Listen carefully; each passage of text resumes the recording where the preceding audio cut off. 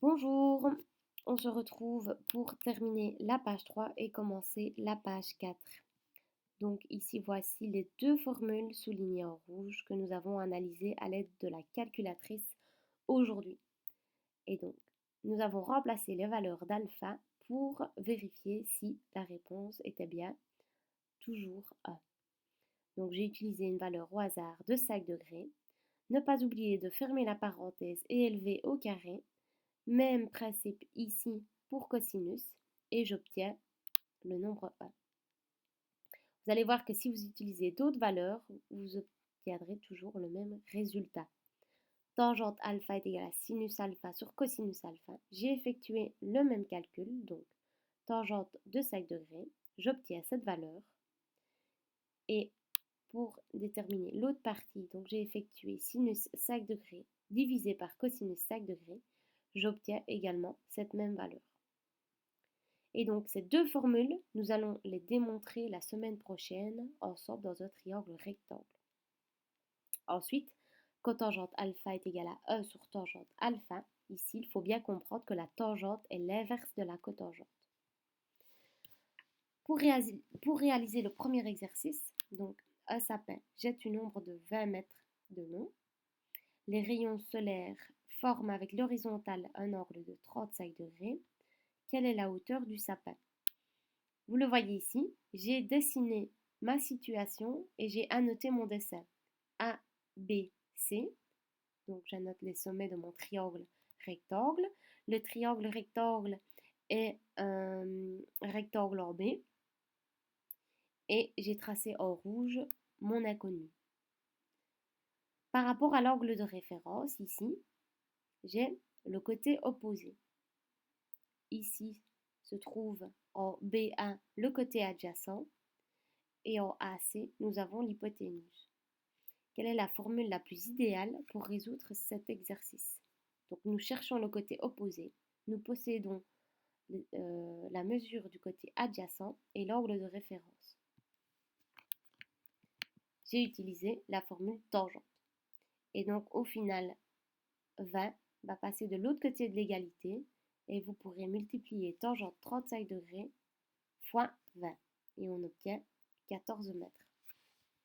Ensuite, pour la suite, hop, calcule l'aire du triangle équilatéral dont les côtés mesurent 5 cm. Un triangle équilatéral a les côtés de même longueur.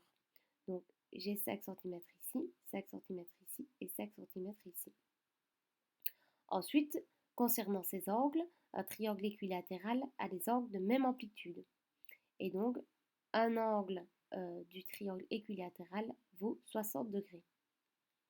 Et pour utiliser la formule pour calculer l'aire d'un triangle, nous utilisons base fois hauteur sur 2.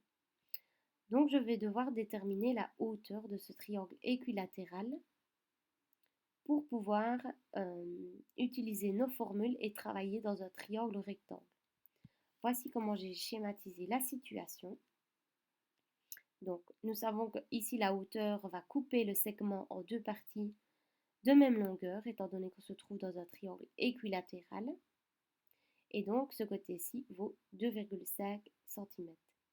L'hypoténuse dans ce triangle rectangle vaut 5 cm. Et le triangle est bien rectangle en H. Ensuite, dans ce cas, nous cherchons alors le côté opposé. L'hypoténuse vaut 5 cm, l'adjacent 2,5. Donc, quelle formule pouvons-nous utiliser dans cet exercice? Il y en a deux possibles. J'ai utilisé la tangente et la formule sinus. La tangente car nous devons trouver la longueur du côté opposé et nous possédons la longueur du côté adjacent, ainsi que l'angle de référence.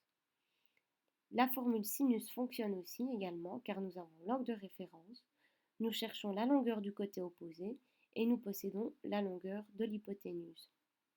Voici les deux formules qui fonctionnent. De nouveau, on fait passer le 5 de l'autre côté de l'égalité et on multiplie. Même étape ici avec le 2,5. Au final, on obtient l'aire du triangle rectangle qui équivaut à 10,83 cm². Pour effectuer le troisième exercice, donc quelle est la largeur du fleuve si AB est égal à 80 mètres et alpha 38 degrés. Tout d'abord, j'annote mon triangle rectangle, je détermine l'angle droit qui se situe en B et j'incorpore mes informations. Donc mon angle de référence alpha 38 degrés, mon côté adjacent de 80 mètres et le côté opposé que je cherche.